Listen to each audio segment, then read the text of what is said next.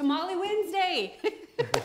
I'm here today. I'm super excited to introduce my next guest. This is Robert and this is Dave, and you guys are here from Venturas, and we're going to be talking tamales. We're going to be talking about tomorrow night's Cinco de Mayo celebration. Yes, we're going to be talking about tamales. Did I mention tamales? Yes. Okay. All right. What else good. did I mention? What else did I talk about? You know. So well, this is great. So so just to kind of differentiate, now you're going to be talking about the marketing side. You're going to be talking about the events and things like that because of what you do.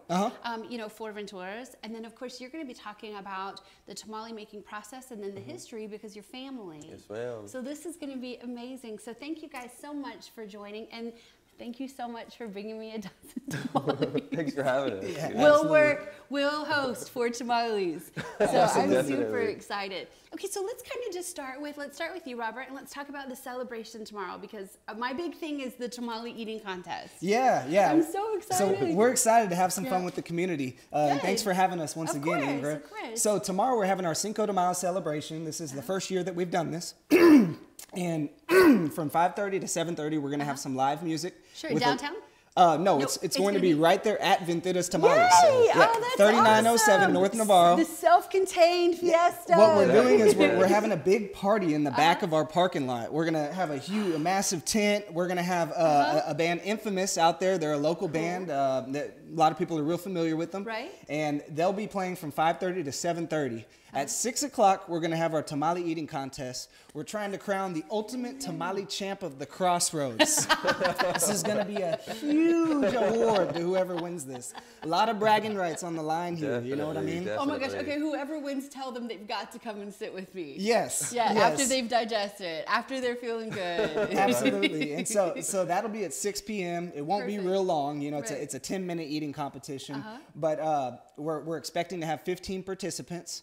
And then we're also using tomorrow to kick off our 3-day tamale sale for Cinco de Mayo weekend. We're offering a dozen tamales for $10.99. That'll be available tomorrow, Thursday through Saturday, just in time for all those Cinco de Mayo parties this weekend. Oh, that's awesome. So why did you guys, why did you guys decide to do this celebration? Well, you might have noticed that we're trying to be we're being more strategic in our marketing, and we really want to play our part in the community and do our part in making Victoria a better place to live for everybody. And so we're trying to do some fun events, some things that are just having some fun with the public. You know, a new YouTube series we launched with some local faces and local your YouTube kids. channel? So it's Venturas Tamales. You can look it up on the YouTube channel. We have a fun series that we're rolling out all year long called the Kids Reporters series, where we bring some little kids in and they act like mock reporters and they interview local faces. We just released 2 videos with County Commissioner Clint Ives being interviewed and a local realtor, Joyce Mitchum. Oh, cool. So we're just trying to do more fun stuff like that with the community, having fun with the community and making Victoria a better place to live. Well, because I was going to say, let's kind of go in for you, David. Is like, why community? Because you guys have been here. You know what I'm saying? Yeah. You're such an integral part of our community. That. It feels good to hear for one, so thank you. Yes, absolutely. Well, before this, the whole families has been involved. So my mom does one thing, my aunt does another thing, my father does another thing. So we've never really had anybody come and take charge as far as the advertising and the marketing and stuff until Robert has come along. And he's really done a really good job as far as getting us more involved in the community, because we do need to get out there. You know, we're 3rd generation and we still want to build the brand. We still have a lot of growing to do, so. Going back to that 3rd generation, I interviewed someone not too long ago who said, you know what, I'm 3rd generation and I haven't spent a lot of time being able to give back to the community because we've been working so hard. Exactly. And I thought it's so what it interesting is. to me that they're looking for more opportunities and ways to be a more integral part of the community, where I always just assume that the person that I interviewed has been so phenomenal in the community. Same with Venturas. So I really love that you guys are going to be doing, some things like this in the future too. So, outside of what's happening tomorrow, what are you guys looking for down the road? Just more fun. We have so much fun with this stuff. We're looking we've been talking about a potential bridal event to do later on this year, near the end of the year. Cool. We also, something that's really cool is we're entered in a contest right now, the HEB Quest for Texas contest. Yes. And what it is it's about 600 or 700 local Texas companies. Wait. So that there would be potentially a chance to have Venturas Tamales at HEB? Yes. Oh my yes. gosh. And then the shells? The shells. Oh my gosh. And also the hot sauce. No. So actually, this contest, Bella Farms won Yes. about 6 Yes, or 8 I'm years very ago, familiar, a while yes. back. And so we're keeping our fingers crossed right now. We've Uh-huh. submitted our application. You can actually go watch our application on the YouTube channel I Yes. just talked Really about. cool, yeah. And we're keeping our fingers crossed that we can get some of our retail products on the shelves and be able to share Venturas tamales with the whole state. I love that. Okay, question. I have a question. Sure, sure. Okay, so what can community members do to help to ensure, to do their part to get that stuff on the shelf? So the biggest thing the community could do is continuing to do what they've been already doing, which Right. is Eating eating tamales, following us on social media, leaving us positive Google reviews, okay. Facebook reviews. I can do that. Staying connected with us on social media, our YouTube channel. Just staying connected is the biggest thing they could do to help. What's the process then for getting, if you don't mind me kind of taking a quick detour, Sure. in getting product into HEB? Yeah, so well, in this particular process, once the finalists are selected, those 20 finalists will go to San Antonio, actually meet with the buying department at HEB. They sample your products. Well, they actually don't even sample the products until we get down to if you get into the final 20. And then they'll sample your products. You get to have some face-to-face time with them. And then you just hope on basically the winner gets the contract. But just because if we were to not even win this contest, that doesn't mean we can't be on the shelves. We've Right. met with the buying department. We have those contacts now, and now we would just have to continue to coordinate and communicate with the buying department on figuring out things like a co-packer, some of those variables. Right, I understand that. To get on the shelves. What Sarah Vela went through Vela Farms to get there. Right. Exactly. Wow. And so that's the short version of the process. Well, cool. Well, I'm going to be looking for that on social media, but you guys keep me posted, too. Absolutely. So- We will. It's tough for us right now just playing this waiting game. We're so bet. anxious, but we're excited. We're excited. Good. Okay, so what does your family think about this? They're really excited. Well, at one point we were on shelves at HEB, and this was many, many years ago, Yeah. and Right. it lasted a short period. It was just too much. I mean, Right. we're still a mom and pop, Yeah, that's so amazing. But to me. ideally, that's the main ultimate goal, is to get products on shelves,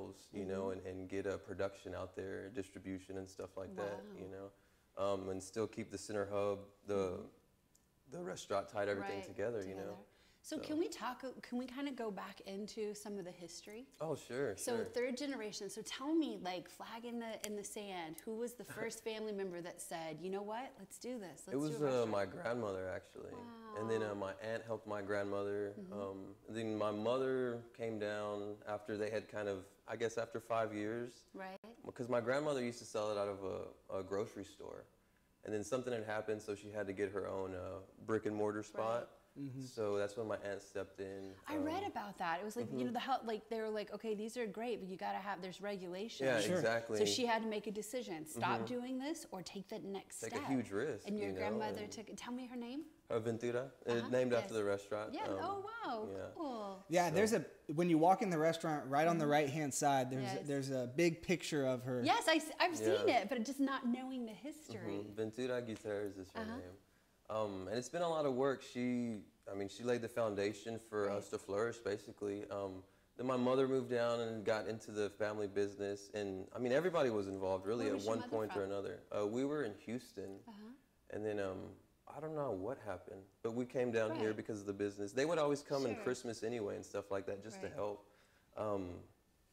And then my father got involved. Wow. Yeah, so I mean, we grew up there. We were there before school. We were there after Right. school. Yeah, y'all actually helped out a lot as little Yeah, kids, I mean, right? I remember washing dishes when I was like 10. You know, if we Right. wanted to go rent video games or whatever the case may be, we wanted a pair of shoes. Well, all right, we'll go wash dishes in the morning before school, Oh, or and you know, that's do so this and that. amazing. Like, just so important. Like, I hope that, Something that I find so fascinating when the family tells me stories is it wasn't always anywhere near what it is now. Oh, no. I mean, it was never slow supposed to at get first. One of the brothers would sit on a can in the corner of the room and be working on something, and they would watch TV because there would be no business for hours at a time sometimes.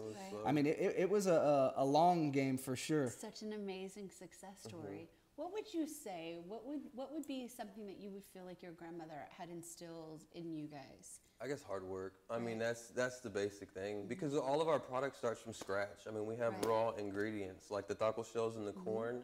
It comes from a grain guy. I mean, we get raw 50-pound bags of corn. We cook it. Everything. Everything, yeah. So I cook the corn. So that's my part. I'll go in the morning, cook the corn. We grind it. It's called a molino. It's 2 grinding stones, and it makes the masa.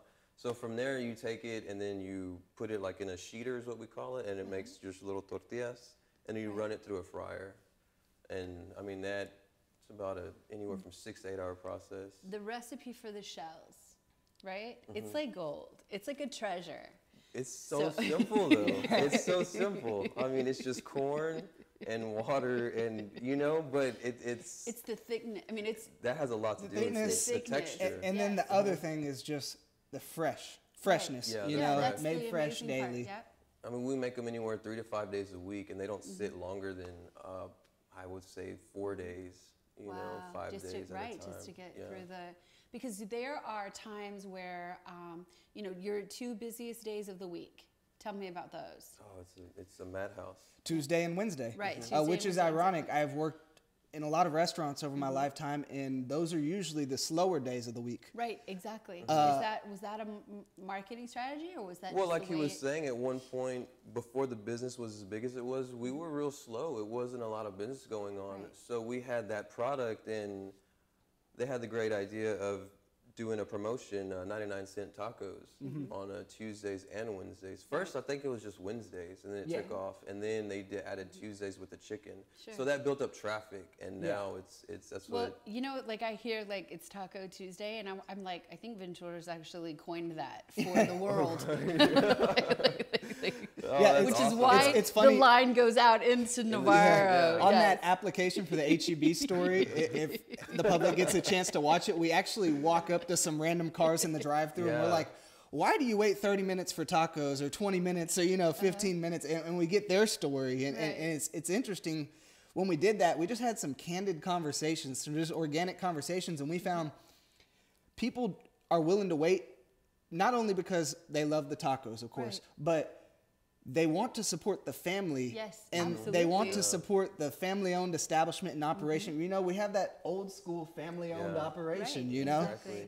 And we try to do our part in giving back to the community. So what we heard from the community is that they feel like they want to give back to us a little bit and support us, No, agreed. And we're so thankful for the community. I mean, this is our home, this is everybody's home, and we're here to make it better for everybody. And we've just had so much, we've been really blessed, actually. We've had so much support from the community, so we're really, really thankful for that. Without them, I mean, we wouldn't be here, So. Right, yeah, amen to that. So tell me a little bit about going back to this process. Like, can we take a minute to just focus on tamales? Yeah, the tamale process is a whole different monster. That takes... How many tamales do you think you guys make a week? Let's say 400 to 600. 400, 600 tamales? Yeah. Dozen? Yes. 400 to 600 dozen? Dozen, yeah. Not individual. So about 7,200 a week, somewhere in that roundabout. As it gets closer to Christmas, that number's pretty, That's incredible. It definitely takes a village, like we were talking about earlier, That blows my mind because of the process. Have you ever made a tamale? No, okay, I've never made a tamale. That is next for you. I told him whenever he's ready. Come on, there's plenty of room, plenty of work to be done. Because think about so like on average, let's say one tamale, much like 7,200 just blows my mind. One tamale, the process to make a tamale takes several hours.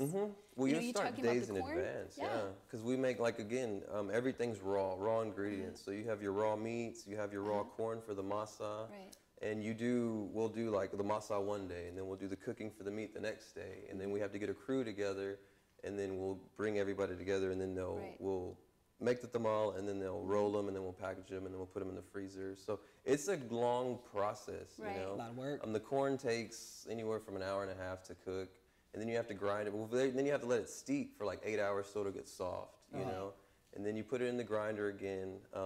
It makes the masa. So you get your masa ready with all the seasoning and everything, and then your meat, you got to do the meat now. Right. And then the meat alone, sometimes we'll cook on a slow week, it'll be like 120 all the way to like 200, 300 pounds of meat, you know? So putting it all together, it's a lot of logistics, it's a lot of hard work, it's very time consuming. And that's just one of the products just that one you product, guys make. So a lot of people are like, oh, you know, no, it takes a lot of work, sun up to sundown, and this has been going on for generations, you know. So, and we're still trying to perfect I mean, you know, with food and cooking, there's never really a perfect product. So that's the cool thing about it. The other thing that we talked about before is there's so many variables when you get into this huge commercial production process, and there's always one thing breaking or a piece of equipment or I mean, there's so many different variables, and it's always another problem to fix, you know. It's the restaurant business is tough. But we still somehow always have the tamales there. Always, you know, we always figure out a way to make it happen. I know that's one thing I've always well, being young, you know, when I was younger, I'd be like, Mom, you know, like, Mom and my aunt, I'm like, we never run out of anything. Like, why don't you just let it run out? And they're like, no, we're not going to do that. So it's always been like, no matter what, we're going to have product. And I think that's one thing, because we've gone to other restaurants and stuff, or, you know, you go to the store, oh, well, they don't have this product, or, oh, they don't have that product. You know, and it's kind of it's a little sting, you know. So that's one thing that they have prided themselves is always having good product, you know, a steady flow of product for everybody. What will it look like if you guys mass produce? What will it look like if you guys end up in? Well, there's a lot of variables there. It depends, you know, if we end up with a co-packer. You know, when we had the shells on the shelves last time, we didn't have a co-packer. It was all being made right there. See, and that's one thing. Another thing about my grandmother, the hard work was all independent. Like, she did everything independent, you know. She believed in that, you know. I have total control over quality and quantity, like everything, you know. Because it's important to her. I mean, it's our reputation. It's what we're known for. It's our passion, you basically. Have so much pride, and but like a humble pride. When you were growing up and you were washing dishes, were you thinking, okay, when I get older, I'm going to be a part of this? Yes and no. Okay. Yes and no. It was always in the back of my head, because it's a lot of work and it entails a lot. And a lot of people don't have, you know, that work ethic or the passion behind it to actually follow through and to take something by the horns and grow it. Right. Because it's a lot. You know, people go and they have families, or they do this and they do that, and which is, you know, perfectly okay and awesome. It takes a lot to do that. So I always knew I was going to have my work cut out for me, but at the same time, I wanted to get as far away from it as I could, because I saw what it entailed. You know, I saw the late nights that, I mean, my grandmother, even though she retired, she was in the kitchen until the day she passed, you know. She was always working. We were like, let us do that, you know, and still we're having the same problem with my aunt and my mom. I'm like, you know, let us do it. And they're still so passionate and still like to be in the mix, you know, so.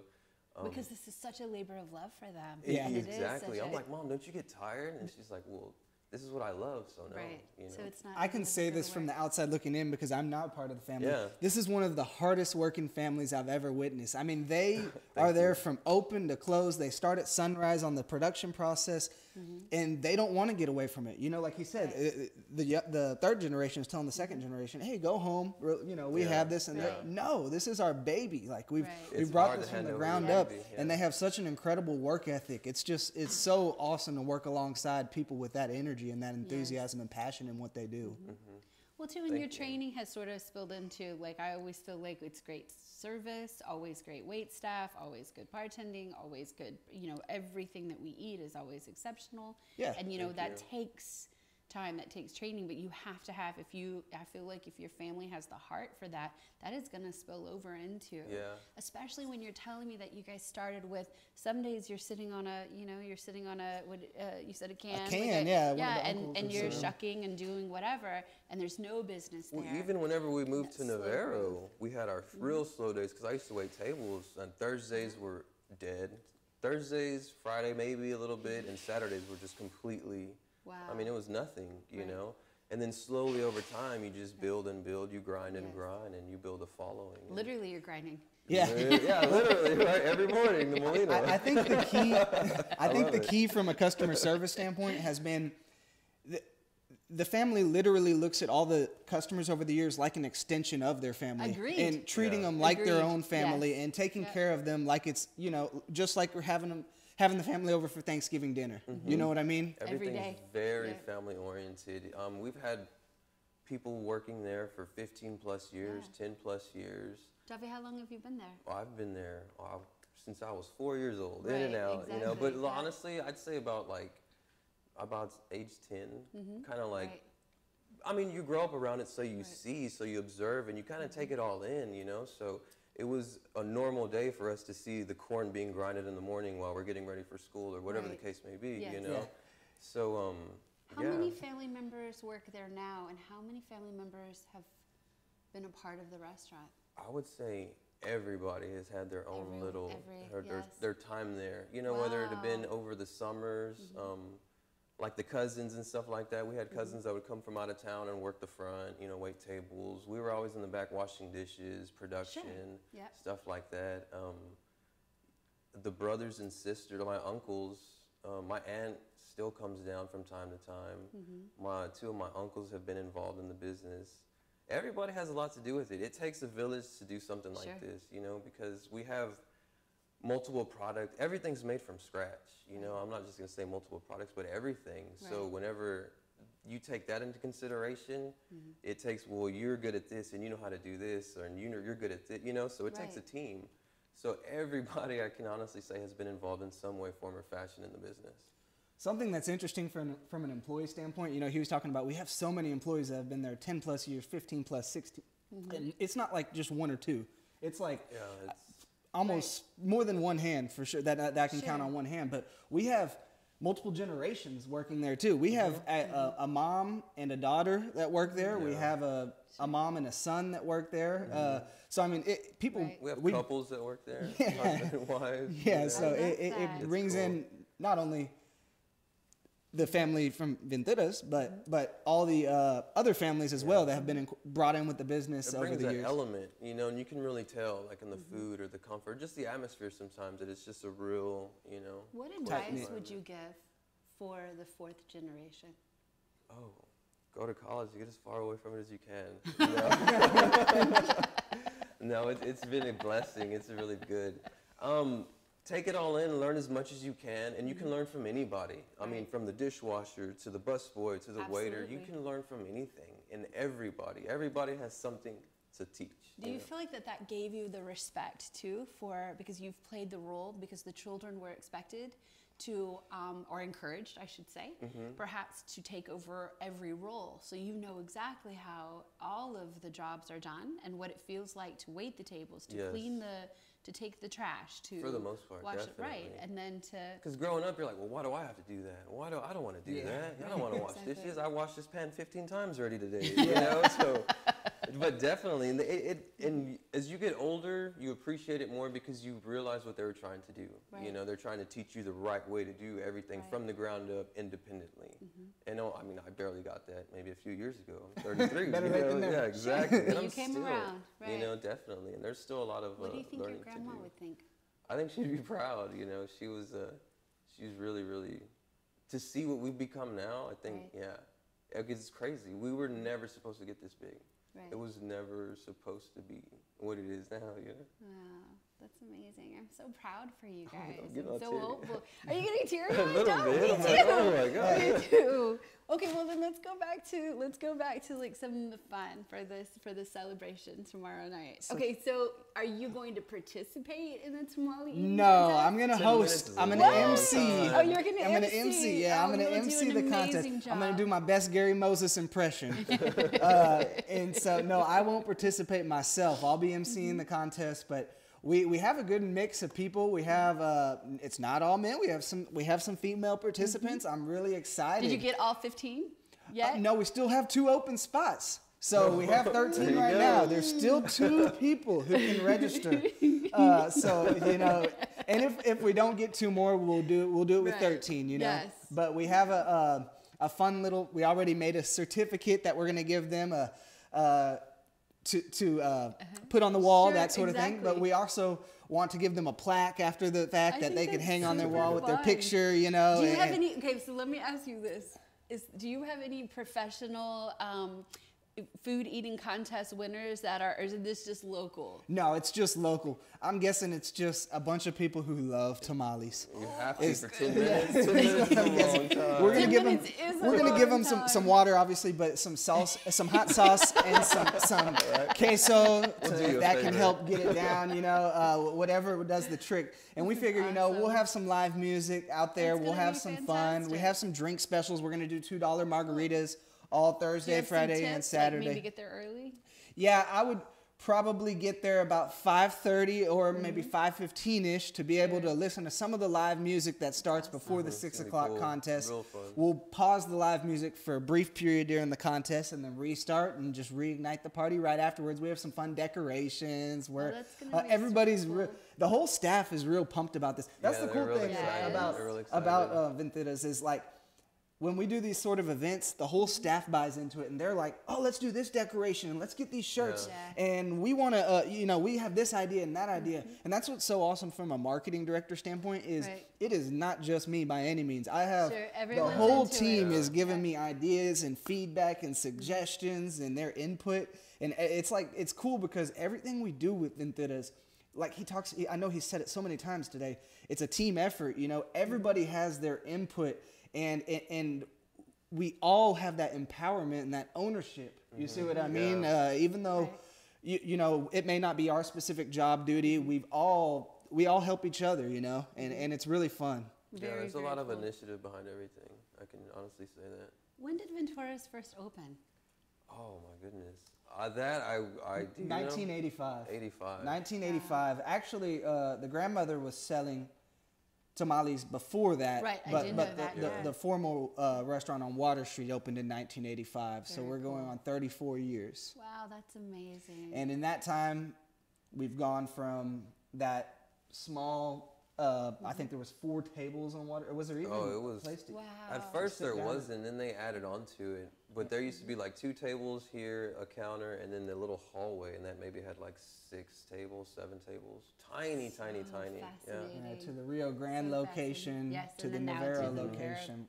And it's funny, you know, I asked them a lot about the history, because I'm always fascinated, you know, about the history. And every additional progression that's been made has been dictated by needs of the customers. You know, the drive-through was added because the customers said, you know, it would be really awesome to have a drive-through and be able to pick up a quick lunch that I can just take back to the office and not sit down and eat. It, all the way down to the catering. I think there was some funerals and memorials that were happening, and the family was asked to cook rice and beans for large parties, and then one thing led to another. Before we know it, now we do a lot of catering, 5 to 6 caterings a day. I've always been thought it was really cool. 5 to 6 caterings a day. It gets crazy. Well, I guess it depends on your definition of a catering. 5 to 6 large carry-out orders, I guess you could say. We don't go and serve every single one. No, I understand where you go, because I'm still getting over the 7,200 tamales. The caterings is a big part of the business. There's a lot of facets of the business. And that's one thing that I've always thought it was really cool about my mother and my aunt is if you want anything, just ask. You know, and that's where the catering comes from, and it's not just Mexican food or it's comfort food, it's Italian food, it's been everything, you know. But I didn't realize that until you said that. I'm like, everything has grown because of a want from the community, and we're really blessed from that, you know. Oh, I love that.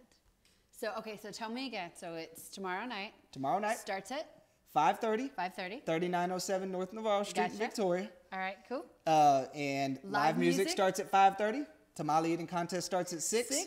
$2 margaritas all night. Tamale sale all the way through Cinco de Mayo for $10.99 for a dozen tamales. Good stuff. This is so cool. It has been so awesome. Thank you so much for having us, Ingrid. It's been such an honor. I appreciate it. So proud for you and so proud for your family and for you to come on board and to take them to the next level. Yeah, we needed him. It's just absolutely fantastic. It's not me. They have an incredible family, but thank you so much for having us. Yes, absolutely. Well, thank you guys again. Oh, thanks for having us. Thank you guys so much for watching Southbridge Street Live. Thanks, y'all. As soon as he says cut, I'm eating.